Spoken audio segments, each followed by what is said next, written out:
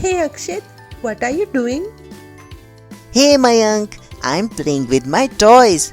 Come join me.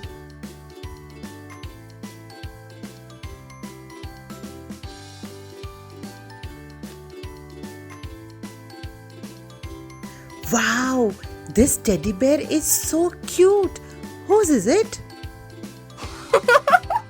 Oh, that's Janvi's teddy bear.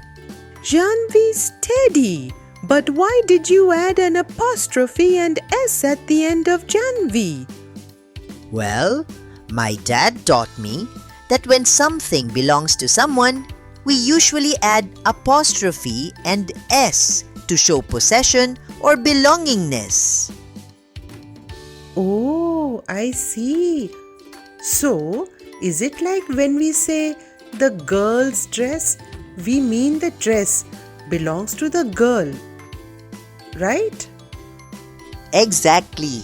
It works the same way for plural nouns too.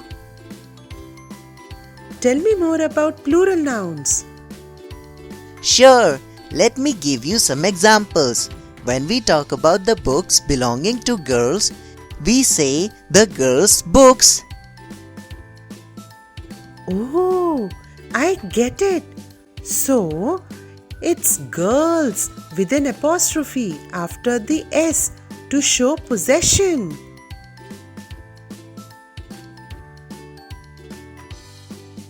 Exactly! It works the same way for other plural nouns, like tools of the carpenters.